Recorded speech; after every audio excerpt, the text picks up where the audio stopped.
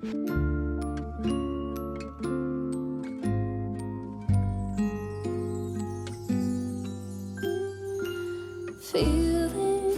alone, kinda misty. Hi everyone, welcome back to my channel, Natural Roxy here, aka Roxy, aka Roxanne. So today I'm going to be showing you guys how I make my Jamaican soup, and I'm making a chicken foot soup. And I know you guys are probably saying, ooh, chicken foot soup, no way. So this is an island dish, West Indian dish. I am from Jamaica, if you guys do not know, born and raised. And so during the holidays around coming to Christmas, I do tend to make all different types of soup. And because me and hubby do like this, the kids don't really fascinated about soup, but because it's just that time where we have this pandemic going on and I work a lot, I tend to really want to have me a nice warm soup.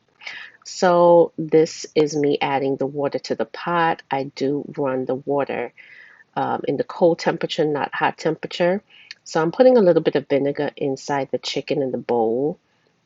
As you can see, my house has filters on all sinks, bathroom, everywhere. So don't worry, it has a filter. So these are the spices that I'm going to use as an all-purpose spice. It's called pimento seed. I add this to the water because it just gives it that flavor, and just brings out the flavor of the soup, as well as bay leaf. I know you guys don't know what these things are, but if you're West Indian, please let me know down below and let me know if you ever use these ingredients in your soup. So this is the chicken foot soup. I put the vinegar and let it sit a little while, and I add the salt. And when I'm about to clean the chicken, the salt sits in and it marinates inside of the vinegar, because that's just the way that I like to clean my chicken, either with that or with lime juice or lime.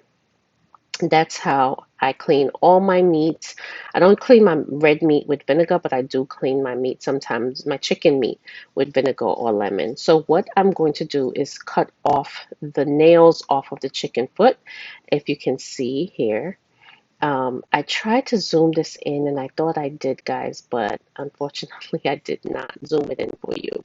I'll probably just put a picture on top of here. If you guys don't know what chicken foot soup is, or chicken foot, it is a part of the chicken. And so, yeah, I usually cut off the nails because we don't like the nails of the chicken foot, because when we eat the chicken foot, we kind of just eat up the bones and get the meat off of the chicken foot. It's not really something that has a lot of meat on it, because it's just the foot of the chicken, but it does give a good flavor to your soup, and it's very juicy when you're finished with, cooking the soup and everything like that. So I'm just going to make sure that all of the chicken foot does not have any nails on it. And let me know if you guys ever tried this soup before or ate any type of West Indian soup before. There's two-piece soup, there's cow foot soup, so many different soup, and I make all of them. And I may even make a cow foot soup video for you guys as well, coming up soon. So I'm finished cutting off all the nails, and I thoroughly washed the chicken foot 4, 5, 6 times to make sure that it's thoroughly cleaned, and just making sure that there's any excessive stuff that's on the chicken foot. I just make sure it's clean. But it's very important to wash off the chicken foot thoroughly before you start to put it in the pot, just to get off some of the vinegar, the salt, and everything. So this is basil. I do pre-season the chicken foot a little bit with just a little seasoning, because I don't know, just give it more of an oomph of flavor to come out in the water. I don't use a lot of seasoning. I eyeball everything that I use, but these are the seasonings that I do use to season the chicken foot before it goes in the pot. You don't necessarily have to do this. You can just season the pot as it goes, as it's cooking. But for me, I prefer to pre-season the chicken before it goes in the pot. It just It's just my preference, and that's the way I have been doing it for since I was 13 years old when I started cooking. So, but yeah, I'm just cleaning out the sink with a little bit of Clorox because you have to get rid of that chicken. You do not want it in your sink, guys. So I'm just adding the chicken foot to the boiled water because I let the water boil up a little bit so that it can be hot enough for the chicken to start to enter into the pot. And the pimento seed, boil into the pot to make the chicken ready. So now I'm gonna go in and clean up the board that I use. I do have to clean off this board because if you don't know, you can get malaria poison, chicken poison from chicken, and you want to clean everything off. It's very, very important. Okay, now, so I'm going to go in with the pumpkin. And if you guys don't know what pumpkin is a vegetable, and there's pumpkin soup, there's pumpkin dishes that you could put with your chicken or stewed chicken or anything like that, or I love pumpkin, period. I have not made a pumpkin soup in a very, very long time. And now that I'm cutting up this pumpkin and I'm editing this video, I'm like, God, yes, I'm gonna make me some pumpkin soup. That's even a delicious, healthy thing to eat. Pumpkin soup, especially when we have this pandemic situation, is very, very good to drink anything that's warm and nutritious. And pumpkin soup is one of them. So here I'm just cutting off the skin off of the pumpkin. We don't boil the pumpkin with the skin on because it just goes automatically in the pot. And I like it to just soften out and boil out into the pot. So I make sure that I clean off the skin thoroughly, take off any excessive trash that's in the middle of the pumpkin, and I make sure that I wash it as well. So here am I just cutting it in pieces, square pieces, so that it can fit in the pot. You cannot put that whole piece of pumpkin inside of the pot. It's not going to work, sweetie, unless you're making a big, big pot, and then yes, you can leave the whole pumpkin in there. But I wouldn't suggest doing that either because it's not going to fit. So I just like to cut it up in cube sizes, medium sizes, because I'm just making a small soup and I'm going to wash off that pumpkin, make sure it's very clean, and make sure I got everything off. Um, yeah, I'm just a washer. I have to wash everything and make sure everything is thoroughly clean. So now I'm going to wash off my corn. These are whole sweet corn. I got them from the Whole Food store. These are really sweet. So I'm just taking off the hair because it had those little hairs that come on the corn. So like you can see here, I'm taking that off because we don't want that in the soup. That must be thoroughly cleaned because that hair in the soup is not a nice thing. So I try to make sure that I take off as much as I possibly can and see. So now what I'm going to do is I'm going to break the corn up, but I'm looking to see if there's any more here. That's me. I just have to. So I break up the corn and I put it in this container that I have and wash off the corn, make sure it's thoroughly washed. Now we're going to go into the sweet potato. And I know you guys don't know what this is and a white yam, but this is what we use in our soup. It is so, so good, guys. Like, it's really, really good. Wish you could taste the soup.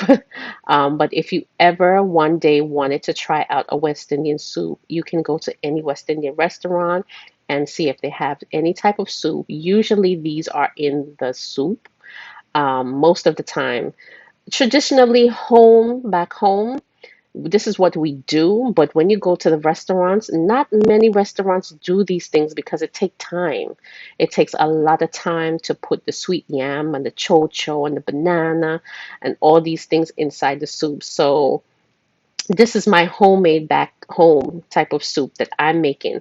So if you go to the restaurant, you're gonna get like the carrots and you'll get the chocho maybe, or you'll get the sweet yam. You'll get that inside of the soup. But most likely, sometimes you don't get the sweet potatoes. So these are packets of pumpkin flavors that I use inside of the soup. I only use two, but I was just showing you guys.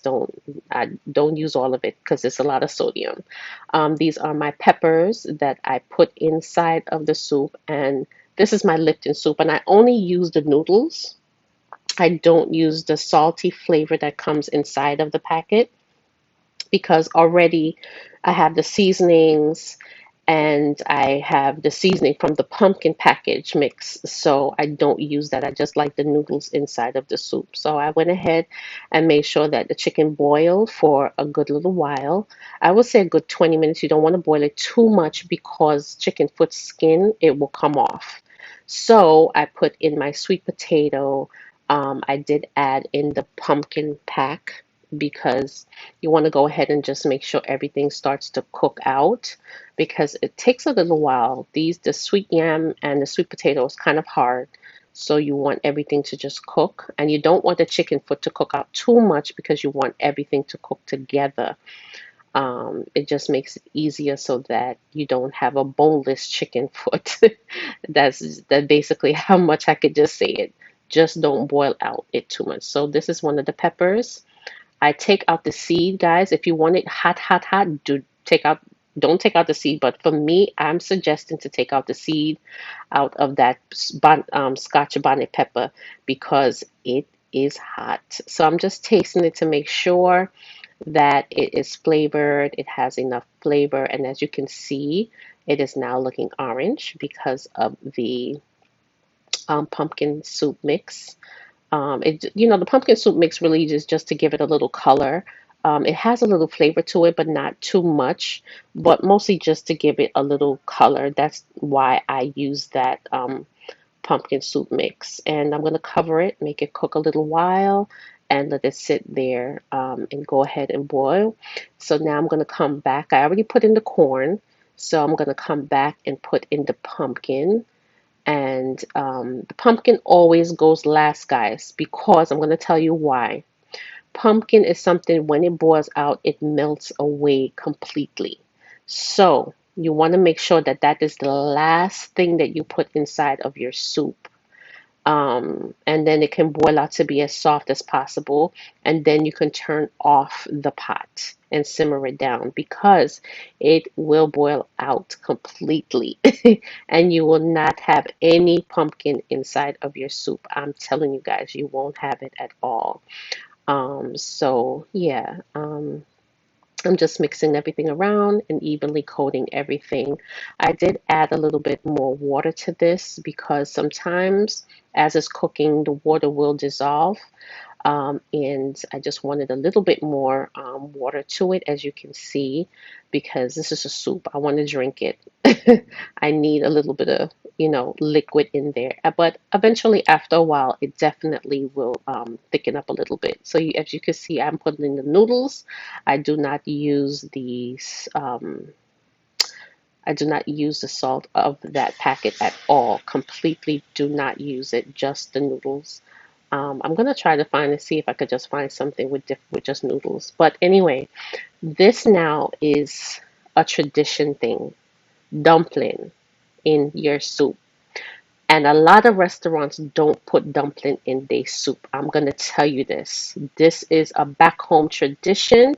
We have to have dumpling. If not, I don't know. I just don't know anybody that don't put dumpling in their soup. I mean, you don't have to necessarily, but for me, I have to. It's just flour and a little water.